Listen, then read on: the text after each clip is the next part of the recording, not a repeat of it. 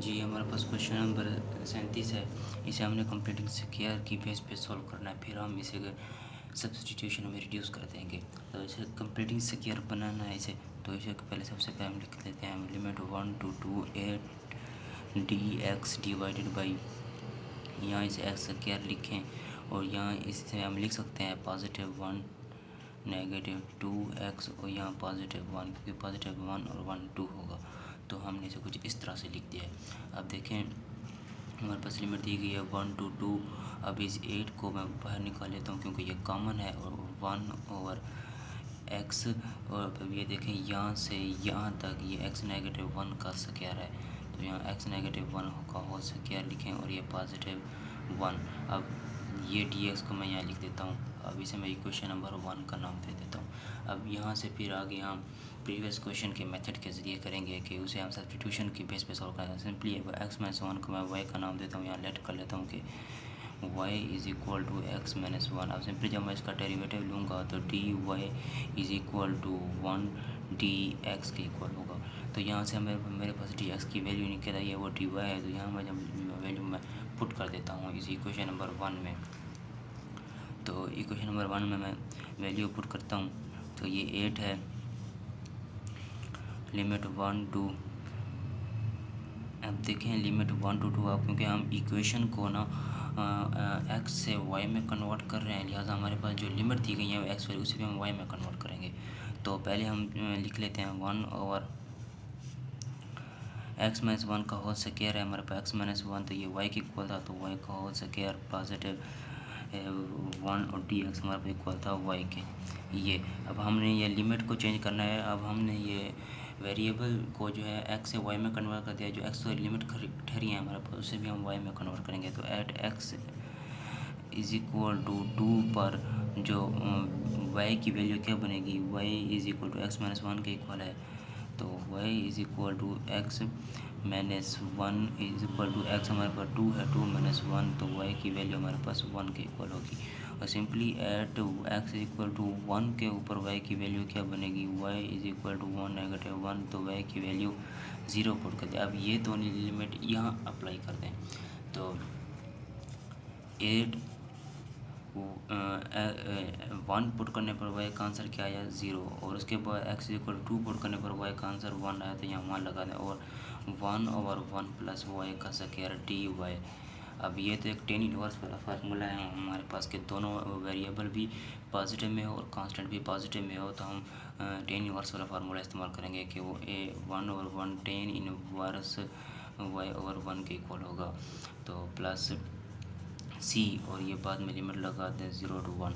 तो यहाँ से अब लिमिट अप्लाई करते हैं, टेन इनवर्स पहले अपर लिमिट 1 फिर लोअर लिमिट 0, तो ये इक्वल होगा 8 टेन इनवर्स 1। तो टेन इनवर्स 1 इक्वल होता है हमारे पास पाई/4 के, तो पाई/4, तो ये हमारे पास 2 पाई के इक्वल होगा। ये आंसर है जी। ये हमारे पास क्वेश्चन नंबर 38 है। तो सबसे पहले इसे मैं कंप्लीटिंग स्क्वायर बना लेता हूँ। उसके नीचे दी गई जो रकम से कंप्लीटिंग स्क्वायर बनाना है, तो इसे लिखें कुछ 2 to 4 और 2 डिवाइडेड बाई x स्क्वायर है।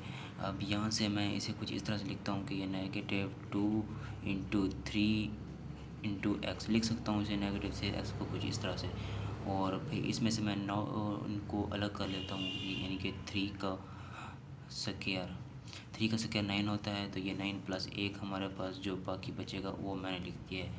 अब यहाँ देखें यहाँ से तो यहाँ तक जो है एक कंप्लीटिंग स्क्वायर है हमारे पास, तो इसे लिमिट लगाएं 2 to 4 2 डिवाइडेड बाई, तो ये x-3 का होल स्क्वायर है यहाँ से यहाँ तक, और ये +1। उसके बाद ये dx है हमारे पास इक्वल। अब मैं इसे इक्वेशन नंबर 1 का नाम देता हूँ कि ये मेरे पास इक्वेशन नंबर 1 है। अब यहाँ से मैं लेट कर लेता हूँ कि x-3 है जो इक्वल कर लेता हूँ इसे y के या u के किसी की चीज़ के भी इक्वल कर लें, y = x-3। अब यहाँ से मैं सिंपली इसका डेरिवेटिव लेता हूँ dy/dx, तो इज़ इक्वल टू तो ये एक्स है, इसका डेरिवेटिव क्या होता है 1, और ये 3 कांस्टेंट है, इसका डेरिवेटिव क्या होगा 0 होता है, इसका डेरिवेटिव 1, और यहाँ जो डी एक्स डिवाइड हो रहा था यहाँ मैंने उसे डायरेक्ट मल्टीप्लाई कर दिया। अब इसे इक्वेशन नंबर 1 में पुट कर देंगे, लेकिन पुट करने से पहले जो हमारे पास इक्वेशन एक्स में दी गई थी, हम एक्स से वाई में कन्वर्ट कर रहे हैं, जो लिहाजा जो लिमिट हमें दी गई है उसे भी हमने एक्स से वाई में कन्वर्ट करनी है। तो अपर लिमिट हमारे पास 4 दी गई है, एक्स इज इक्वल टू 4 पर हमारे पास जो वाई का आंसर बनेगा Y is equal to X minus 3, X हमारे पास 4 है तो 4 minus 3 y is equal to 1 बनेगा। और lower limit x is equal to 2 पर, lower limit x is equal to 2 पर जो y का आंसर बनेगा y is equal to 2 negative 3 which is equal to 3 y is equal to negative 1। अब simple हमने ये लिमिट भी पुट कर देनी है और y की वैल्यू और dx की वैल्यू भी हमने पुट कर देनी है। तो इस इक्वेशन में, तो इक्वेशन में पुट करें तो लिमिट 4 को पुट करने पर आंसर क्या आया y का 1, और 2 को पुट करने पर y का आंसर क्या आया नेगेटिव 1। तो यहाँ मैंने ये लिख दिया, और उसके बाद ये 2 कांस्टेंट है तो इसे मैं बाहर लिख देता हूँ, और यहाँ 1 divided by x negative 3, x negative 3 y के बाद तो ये y का स्क्वायर होगा, और उसके बाद प्लस 1 है, और ये dx है, dx को मैंने कहा है कि वो y के इक्वल है। अब ये एक फिर से एक टेन इनवर्स वाला फार्मूला बन गया है, जिसमें दो वेरिएबल, एक वेरिएबल जो y है वो पॉजिटिव में और कांस्टेंट भी पॉजिटिव, दोनों पॉजिटिव में हों तो फिर हम टेन इनवर्स वाला फार्मूला इस्तेमाल करते हैं कि ये कांस्टेंट 1/1 टेन इनवर्स वेरिएबल और कांस्टेंट 1 प्लस c के, और ये हमारे पास लिमिट दी गई है नेगेटिव 1 to 1। अब सिंपली हमने ये लिमिट यहाँ पुट कर देनी है 2 टेन इनवर्स, पहले अपर लिमिट अप्लाई करें 1, फिर लोअर लिमिट अप्लाई करें, पहले अपर लिमिट अप्लाई कर दें फिर लिखें नेगेटिव 2 टेन इनवर्स, तो ये लिमिट लिखें अब नेगेटिव 1 अप्लाई करते हैं। सिंपली अब 2 टेन इनवर्स 1 किसके इक्वल होता है पाई बाई 4 के, नेगेटिव 2 टेन इनवर्स नेगेटिव 1 फिर नेगेटिव पाई बाई 4 के इक्वल होगा। अब यहाँ से इसे सॉल्व करें कि ये pi by 2 negative negative positive pi by 2, तो ये इक्वल होगा हमारे पास 2 पाई बाई 2 के, विच इज़ इक्वल टू पाई के। ये हमारे पास आंसर है जी। ये हमारे पास क्वेश्चन नंबर 39 है। इसे हमें कंप्लीट स्क्वायर बना लें सबसे पहले। तो लिमिट नहीं दी गई, सिर्फ इंटीग्रेशन है, तो इसे मैं लिखता हूँ कि ये डी टी जी। ये हमारे पास क्वेश्चन नंबर 39 है। तो सबसे पहले मैंने ऐसा बेसिक सब्स्टिट्यूशन लगाना है इसका और कंप्लीटिंग स्क्वायर बनाना है। तो सबसे पहले मैं इसे यहाँ कह देता हूँ कि ये नेगेटिव इसमें कॉमन ले लेता हूँ मैं, बाकी हमारे पास T square negative 4t positive 3 बचेगा, और ये अंडर रूट वैसे लिख दें। और आगे फिर इसे सॉल्व करते हैं कि integration D T divided by under root negative को वैसे लिख दें।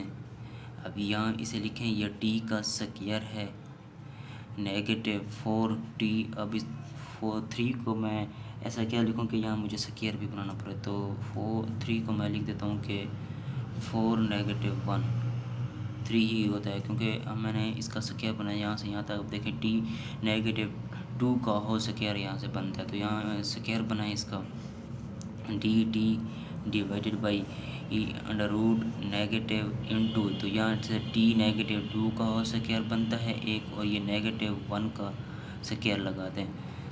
अब सिंपली आगे इसे सॉल्व करने की कोशिश करें तो ये हमारे पास 1 नेगेटिव, अब नेगेटिव को पर मल्टीप्लाई कर देता हूँ तो ये टी नेगेटिव 2 होल स्क्वायर,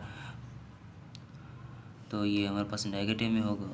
तो उसके बाद ये पॉजिटिव 1 का स्क्वायर, तो नेगेटिव को यानी सिंपली हमने अंदर मल्टीप्लाई कर दिया है। तो आगे हमारे पास ये डी टी यानी कि 1/1 का square negative T negative 2 whole square की अंडर रूट, और ये डी टी। अब सिंपली इसे इक्वेशन नंबर 1 का नाम दे दें। अब यहाँ से मैं लेट कर लेता हूँ कि लेट जी वाई या X is equal to T negative 2, ये टी नेगेटिव 2 को मैंने वाई का नाम दे दिया। अब सिंपली जब मैं इसका डेरिवेटिव लूँगा तो T Y is equal to, इस टी का डेरिवेटिव क्या होता है 1, तो 1 यहाँ से जो डी टी डिवाइड हो रहा था यहाँ से मुझे मैंने डायरेक्ट मल्टीप्लाई कर दिया। अब इसको ये 2 कांस्टेंट है उसे लिखने की ज़रूरत नहीं।